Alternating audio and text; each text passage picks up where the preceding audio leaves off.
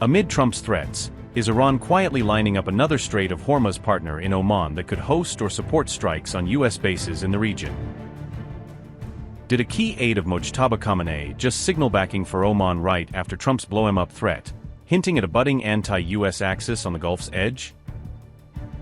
With one bizarre remark, is Trump pushing one of America's oldest Arab allies closer into Iran's camp and undermining decades of U.S. influence in Muscat? By declaring that Oman will behave, is Trump gambling with a major ally's loyalty, just as the region edges toward a possible restart of full-scale war? Iranian Foreign Minister Abbas Araghchi held a phone call with his Omani counterpart, Badr Albusaidi, on May 29, underscoring ongoing diplomatic coordination between Tehran and Muscat. Araghchi later said he had a productive discussion with Albusaidi, indicating that the two sides exchanged views on regional developments and bilateral cooperation. During the conversation, the Iranian foreign minister expressed Iran's solidarity with Oman, stressing Tehran's support for Muscat in the face of any threats to the country's security. His remarks came shortly after Donald Trump made threatening comments toward Oman, framing Iran's message as a direct response and a signal of political backing for its Gulf neighbor. Iran wants control of the Strait of Hormuz. Would you accept a short-term deal that allows Iran and Oman to control the Strait? And would they have to open it immediately, or would you be open to that happening over a period of time? No, the Strait's going to be open to everybody. And who would control it? It's international waters. Nobody's going to control it. We're going to watch over it. We'll watch over it, but nobody's going to control it. That's part of the negotiation that we have. They would like to control it. Nobody's going to control it. It's international waters, and Oman will behave just like everybody else, so we'll have to blow them up. They understand that. They'll be fine. Mr. President, thank you. How much economic pressure do you feel to get the Strait of Hormuz open? Well, you have to understand, the United States has so much oil that we are an exporter of oil. So we have plenty of oil. We're very lucky. We're blessed with the greatest piece of land in the world from that standpoint, and we have more than anybody else. And now when you add Venezuela to it, we have, I think, 64% of the world's oil.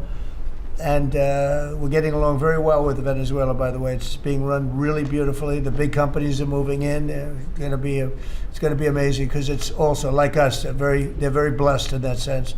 But we have natural energy that no other country has. We have more than anybody else. So it's really a world problem, because most of the world doesn't have that. And we're making it available. During the closing, I don't know if you've seen some of the satellite pictures, boats, hundreds of boats lined up. It looks like, I used to say, the Long Island Expressway with cars. They're lined up, and they're coming to Texas, Louisiana, they're coming to Alaska to fill up their boat. They're big boat. Some of them are really big, 2 billion gallons. Even bigger than that now they make them. They make them up to 4, Chris, I hear. Now they make them up to 4. The 4 are now the big ones. Used to be the ones. Now it's 4 million barrels of, think of that, 4 million barrels of oil in one boat. But they're lined up, and they're right now heading to Texas, and they've already filled up, and they've gone back. In addition to that, you have a lot of boats. You have about 1,500 boats in the Strait wanting to get out, and at the right time we'll release them. Trump's recent threat to blow up Oman has stunned observers in Washington, because it targeted one of America's oldest and closest Arab partners at a moment of high tension. America's Treasury Secretary Scott Bessent issued another warning to Oman after President Trump said the nation should behave or we'll have to blow them up. Scott Bessent said, and I quote, "The United States government will not tolerate any effort to impose a tolling system in the Strait of Hormuz. Oman, in particular, should know that the U.S. Treasury will aggressively target any actors involved, directly or indirectly, in facilitating tolls for the Strait, and any willing partners will be penalized. All nations should reject outright any efforts by Iran to disrupt the free flow of commerce. Tehran's days of terrorizing the region and the world are over." President Trump said, Oman will behave just like everybody else, or we will have to blow them up. Are you guys back there in the West Wing making plans for a new war with Oman? Again, I think the president wanted to punctuate freedom of navigation in the Strait. I had a call with the Omani ambassador this morning, and he assured me that there were no plans for tolling the Strait. As he said, our countries have had 200 years of good relations. He wants to have another 200 more. And I told him that this was a non-starter, and he did not want to risk either the Omani individuals or Omani financial institutions that are getting sanctioned. His remark was directed at a country that has long been central to U.S. strategy in the Gulf, making the threat particularly jarring in diplomatic circles. Oman was the first Gulf Arab state to formalize relations with the United States back in 1833, anchoring nearly 2 centuries of ties. Muscat has also played a crucial role for decades as a quiet go-between in U.S. Iran back-channel diplomacy, often hosting sensitive conversations. For roughly 15 years, Oman has helped arrange and negotiate prisoner releases between Tehran and Washington, building trust with both sides. It has also hosted back-channel talks between American and Iranian officials for more than a decade, acting as a discreet venue for de-escalation. After the 1979 Iranian Revolution, Oman signed a military agreement with the U.S., even as many regional dynamics shifted.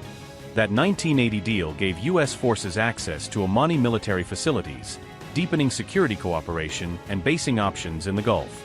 Because of its neutral mediation-focused approach, Oman earned the nickname the Switzerland of the Middle East.